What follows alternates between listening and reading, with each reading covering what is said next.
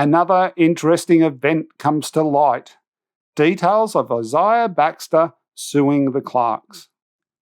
As time has passed, the estate of the Baxter family has been settled.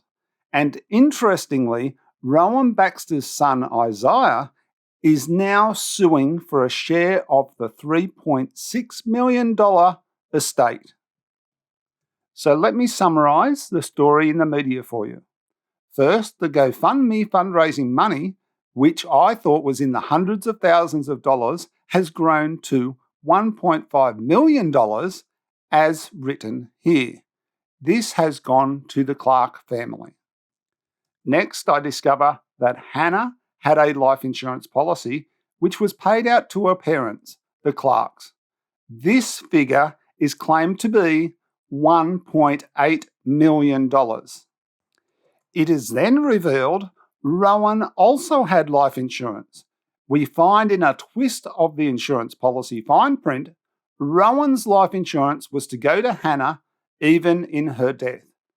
This means the Clarkes receive Rowan's insurance of another $1.825 million.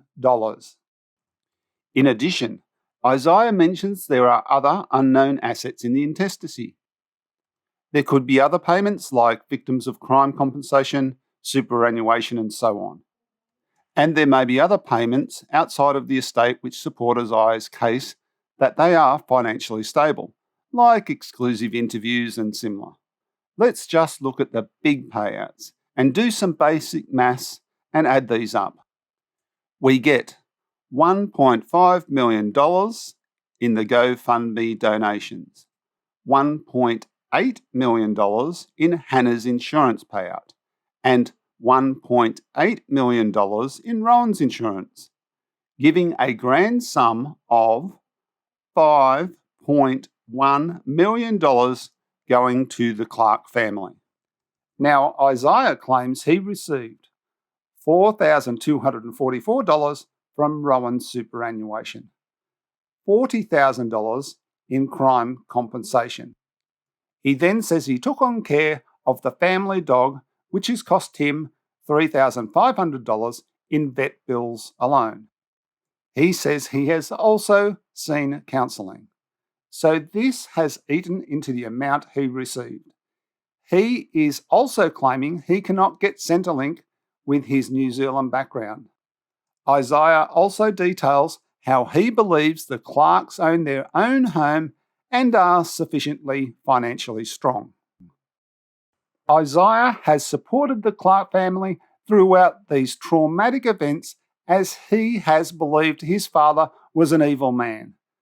Evidently, he must have approached both Sue and Lloyd Clarke about the estate, as now it has come to the point where he has filed to sue them. Rowan Baxter's first child, Isaiah, sent him an emotional message about his father. We shared a similar bond as we both suffered years of domestic abuse and torment at the hands of Rowan. His appalling parenting caused irreversible damage to my mental health. 22-year-old Isaiah was Hannah's stepson for 10 years. If I could take the place of Aaliyah, Leanna and Trey, I would in a heartbeat.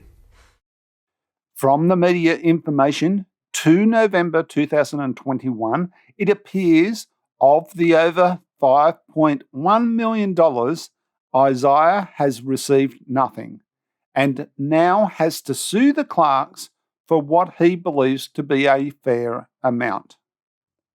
People donated money with their hearts in the right place. It seemed to be a family struck by a terrible event, needing a helping hand to get their life together. People did not know they would be getting life insurance money when they donated so generously.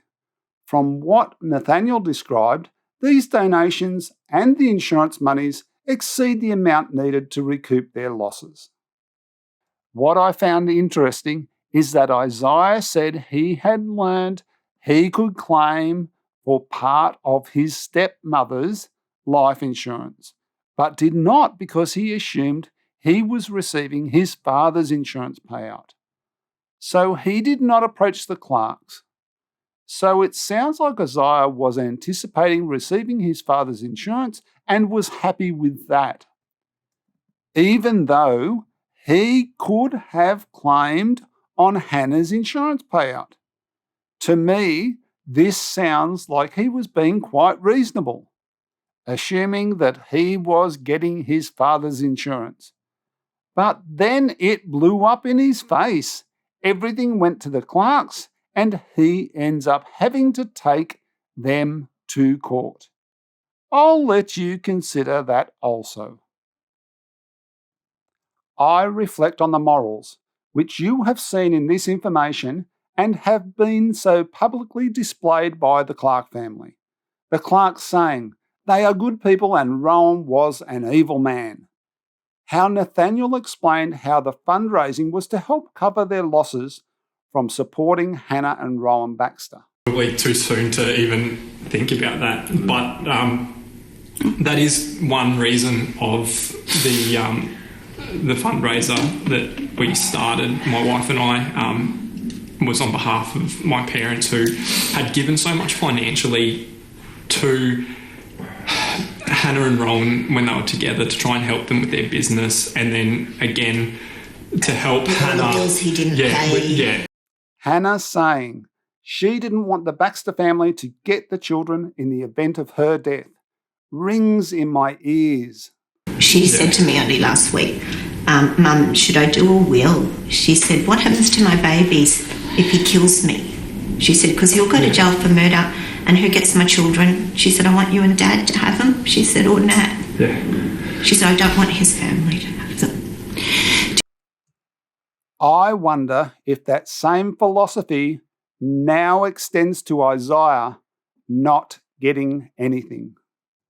I will make the very important point that it is possible Isaiah has made claims for ridiculously large amounts of money, which the Clarkes believe is totally unreasonable. And that is fair enough for the Clarkes to reject that. I am viewing it from the perspective that, like Nathaniel explained, he thought they needed some money to help recover their losses. They actually put the target amount of $250,000 in the GoFundMe listing page. So anything over that is above what they believed they needed. I do believe for the $1.5 million raised in donations, it is reasonable to ask if it has gone to help people as represented in the listing. Think of all the money that good people have donated to help those affected by this tragedy. Hannah's insurance payout and Rowan's insurance also going to the Clarkes. The Clarkes are often in the media supporting changes to coercive control laws and the need to protect people caught up in these situations. Isaiah was caught up in this tragedy. Isaiah doesn't even like to use the Baxter surname. From the support Isaiah showed for the Clarkes and how he stood side by side with them, I saw him almost like a grandson to them.